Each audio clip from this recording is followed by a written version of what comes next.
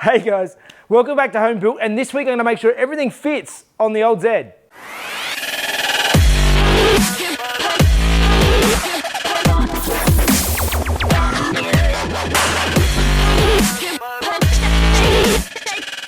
So I'm picking up this week where I left off last week, and I have to bolt everything onto the car, make sure everything fits the way it's supposed to so that everything lines up. Hopefully I will fit the lower bumper, the wheel arch flares, the grille, get stuck into the whole thing. So let's get into it.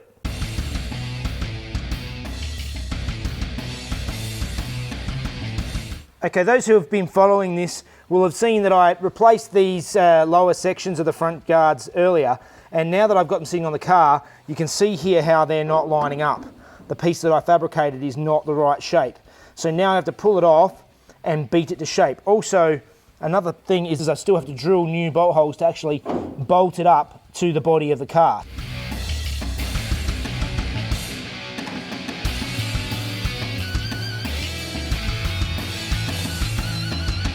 All right, so a little bit of hand bending and tweaking, and this is fitting much better, but I have to bolt it on. And the issue I found, there's a bolt snapped off inside the mounting point, so time to drill it out, get the easy outs out, and see if I can fix it.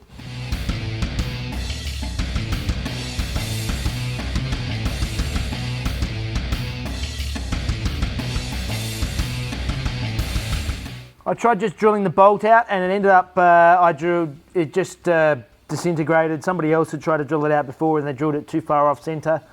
So I drilled the whole thing out, and now I'm going to fit a nut in there and weld this in so that I have a new point of attachment for my front guard.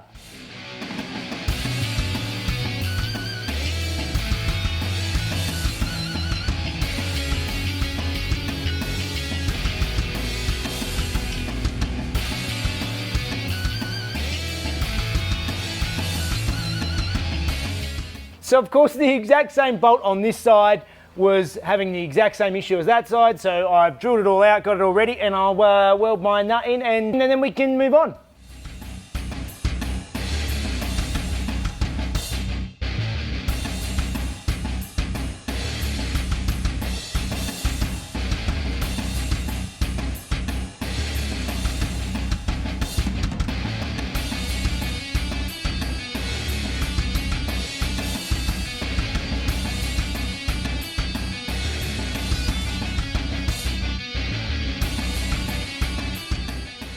All right, next thing I've got is this cowl panel. Now, this has all these tabs along the top edge that tuck into these holes along here.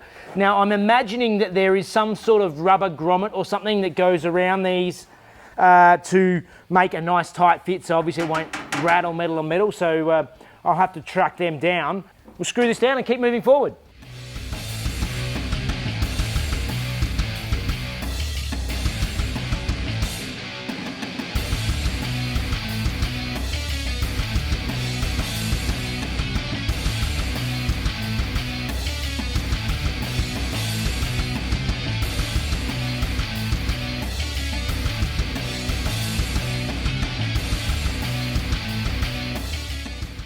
Okay, so next issue, now I've got this bonnet bolted on, all the hinges are on properly.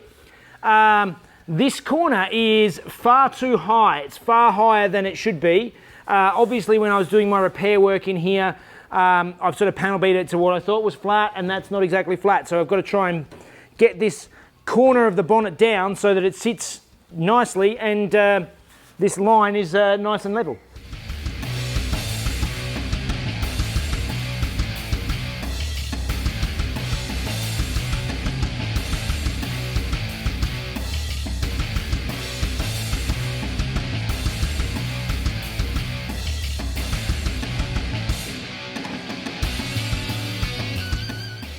That is a whole heap better.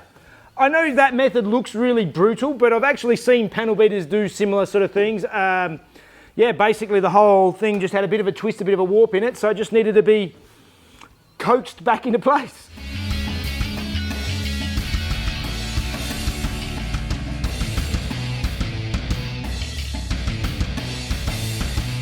Okay, so I had the bonnet and everything bolted on, and what I found I had an issue with, and it's the same on both sides, is that when this headlight bucket is bolted up to the front guard, it actually needs to be pushed down to line up with this hole. And it's taking a lot of stretch to do it, and it's opening this gap up. So I need to do a bit of panel beating work because I don't want to have to stretch these panels into place once they're painted. Now it's going to take a little bit of extra, just twisting and beating and trying to get these so everything lines up nice and square and even on both sides, so I can bolt it all together without stressing it and giving it stress fractures in the paint later.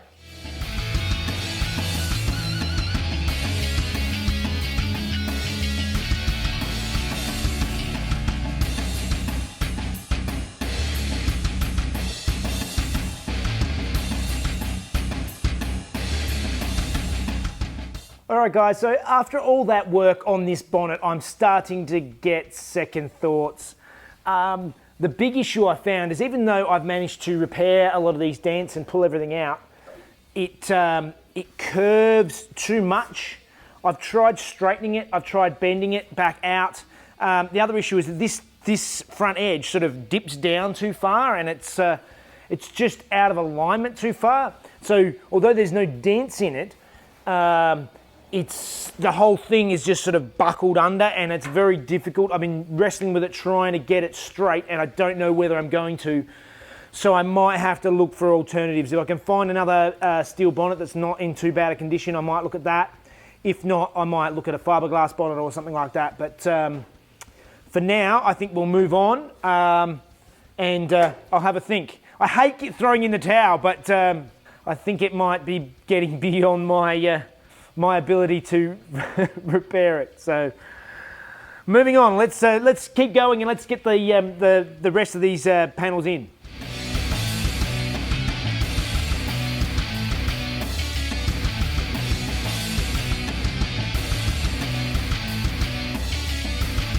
I got the fiberglass front lip on, no real problems, that went on reasonably easily. The next challenge I have is this front bar. Now, it's got a bunch of dents in it, so I think I'm going to have to do a bit of panel beating to get some of these dents out. And this end is twisted around, so it's a matter of playing around with it, twisting it back into shape.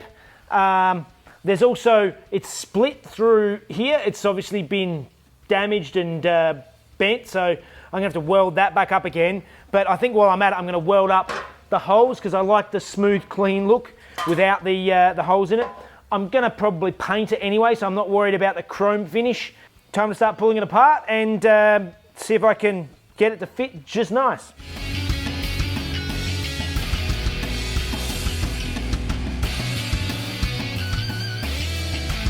Now I've bolted this on securely, this corner is twisted, so it's actually twisted around this way. So I'm going to try a bunch of crude methods to see if I can sort of untwist it. Not sure how it's going to work, but give it a go.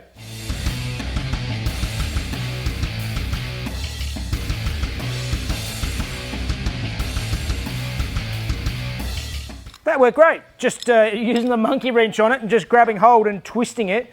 And I've untwisted this. There's still a big high there. I'm going to get in and beat that out.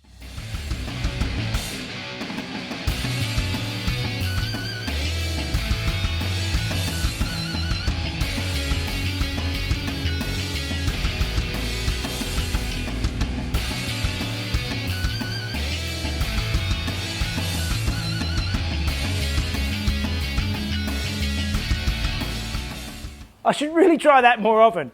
I was struggling with a snapped off bolt in the end of this front bumper, and I finally thought, yeah, everybody keeps suggesting use a little bit of heat. It worked really, really well. So maybe I should take some advice sometimes, and yeah, a bit of heat does wonders.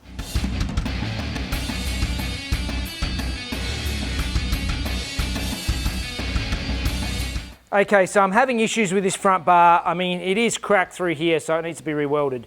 But I've moved the adjustment points as far forward as I can, but there's still a big gap here, and then it's still touching. It's not sitting nicely in this recess here, so it's still not really in the right spot. So I'm not super happy with that at this stage. Moving around, this side is much better. but it still sits out far too proud there.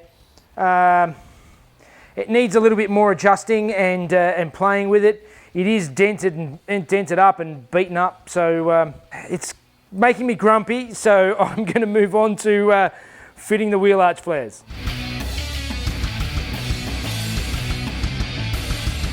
Okay, so I'm looking at fitting these flares, and I've come up with a slight issue that I'm going to have to try and work around. Is it has these spots to put the rivets all the way around. The trouble is the bottom one on this far end, basically it's designed to sit flat onto a flat panel, onto the flat of the guard. The trouble is when I get down to this particular front lip that I've got, it doesn't sit flat in that area. The natural place to screw the flare into is this edge of the front lip. But because it is on an angle, it's either going to twist the flare or really it's not going to work that way. I'm going to have to cut it out. I'm just sort of trying to work out now where I choose to cut it. I'm going to go and have a look at some pictures and see how others have done it and come back to it. Okay, so I just went and had a look, and there are so many different types of flares and different types of front lips that I'm just going to wing it.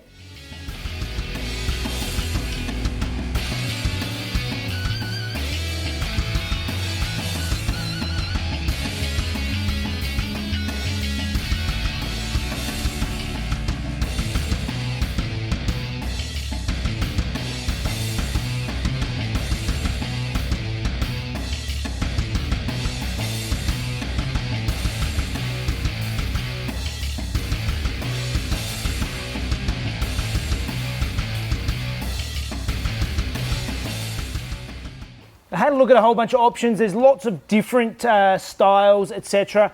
I've chosen to go this method, just sort of trimming it along with the guard. It's a bit of a sort of an abrupt cut. I might curve this edge a little bit more. I'll just see how it goes. But basically, I chose to do it this way. I looked at lots of other ways, but it didn't sit nicely. It was lifted up and it was terrible. Whereas this, I can just, when I finally fit it to the car after it's painted, I can put just a dab of Sikaflex behind there and the thing will sit down nice and flat there, and that's the way I've chosen to do it anyway. So let's do the other side.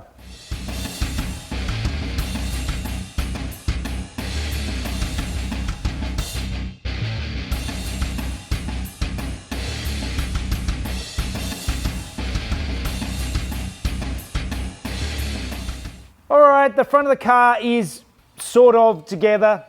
It really feels like I'm taking 2 steps forward, 1 step backwards, but I'm gradually chipping away at it. I need to do some more work on this front bar. I'm not happy with the way that mounts up. I've got to think about what I'm going to do with that bonnet.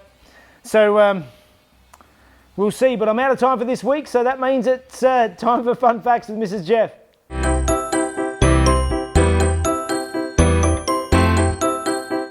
Hi guys. The 4th generation of the Z came in 1990 with the Z32 300 ZX.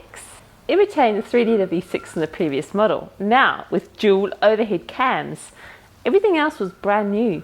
The NA engine produced almost identical power to the outgoing turbo with 222 horsepower. The great news was the new twin turbo with dual intercoolers producing 300 horsepower. It was an instant hit, winning accolades from all the major magazine reviews. It was also one of the first Nissans to feature high-cast 4-wheel steering. The Z32 was produced as a 2-seat or a 2+2.